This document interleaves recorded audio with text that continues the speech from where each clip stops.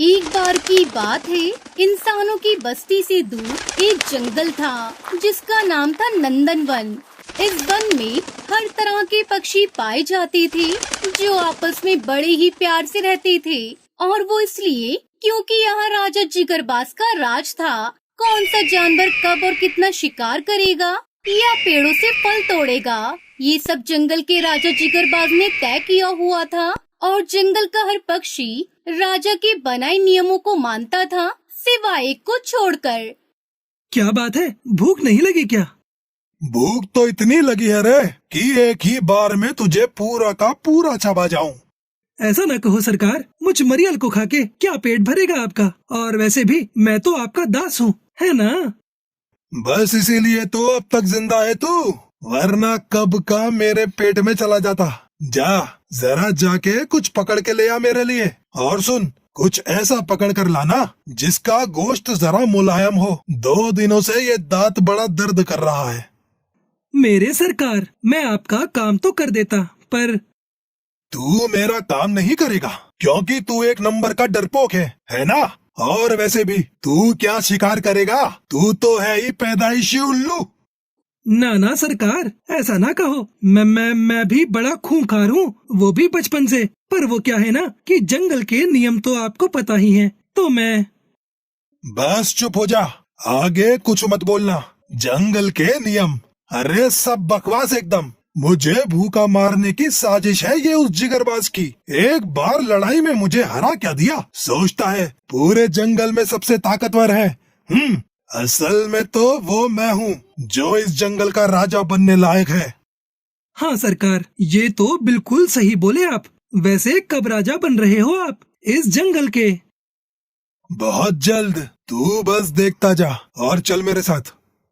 इतना कहकर चील अपने चेले उल्लू को साथ लेकर घने जंगल की तरफ चल पड़ा, जहाँ कई पक्षी बेफिक्र होकर फल खा रहे थे और उनके बच्चे भी पास में खेल रहे थे।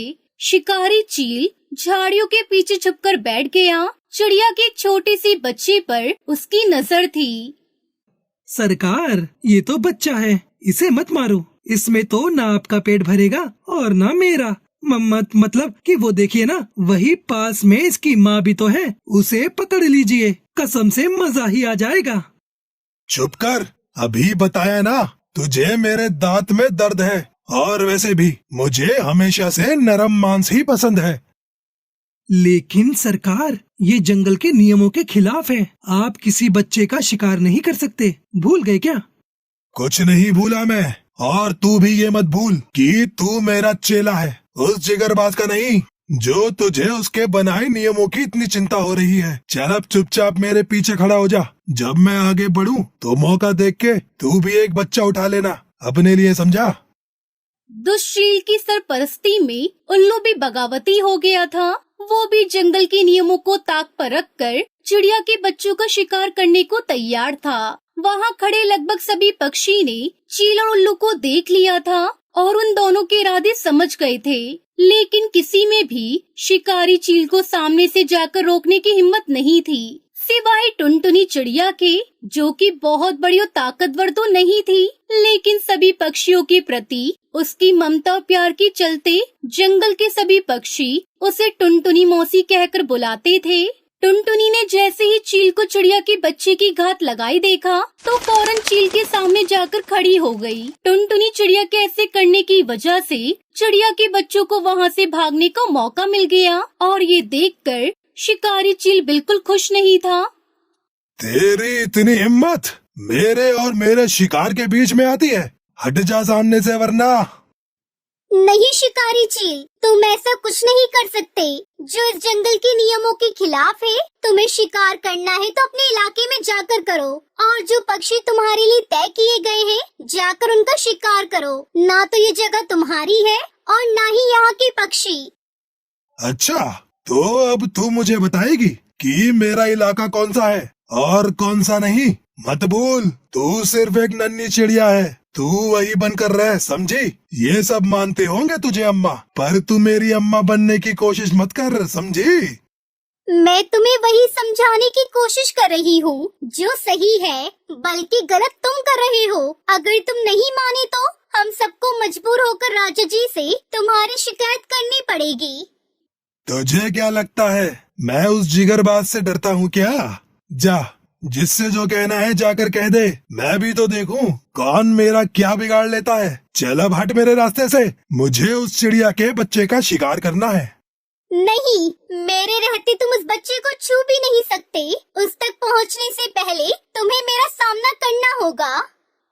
क्या कहा? सामना, वो भी तेरा?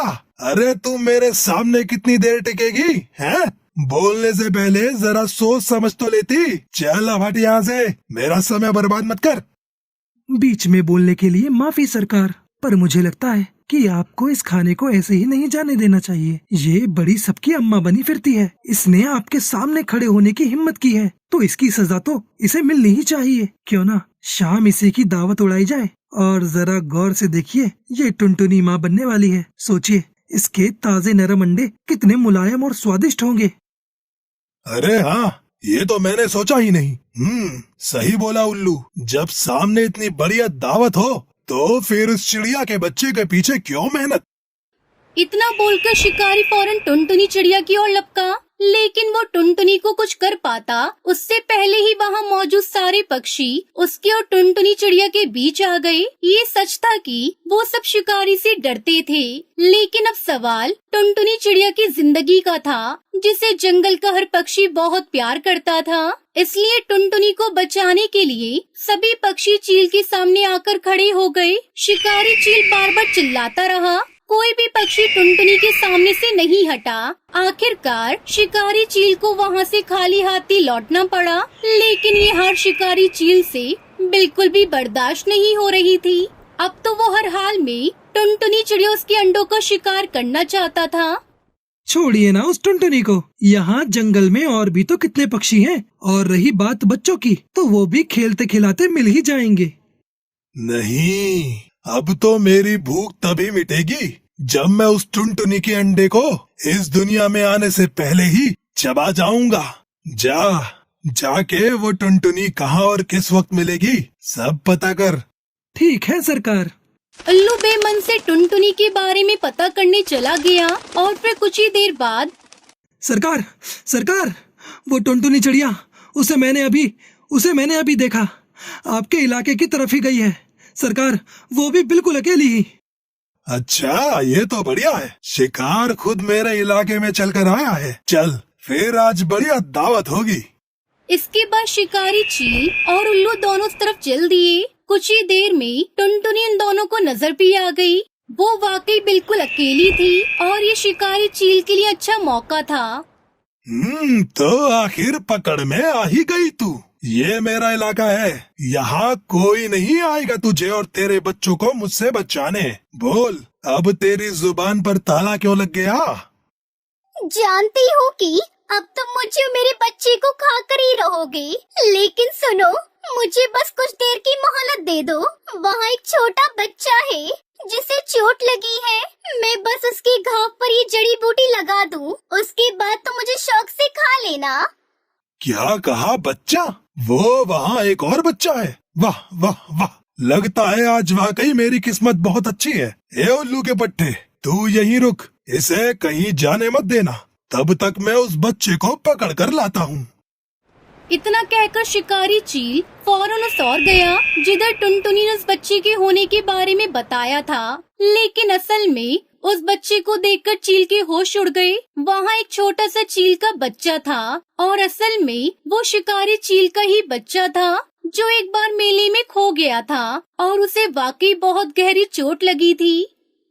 बाबा, अच्छा हुआ आप आ गए। मैं घर का रास्ता भूल गया था और देखो ना, चोट भी लग गई। पर चिंता की कोई बात नहीं, अभी टुनटुनी मासी आने वाली है जड़ी बूटी लेकर। आपको पता है बाबा, टुनटुनी मासी बहुत अच्छी है। जब मैं यहाँ अकेला रो रहा था तो उन्होंने मुझे बहुत प्यार किया और वो मुझे आपके पास ही लेकर आने वाली थी।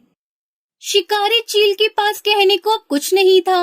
वो खुद पर शर्मिंदा था। वो अपने बच्चे के साथ वापस टुनटुनी चिड़िया के पास पहुँचा और फिर सरकार, आप आ गए।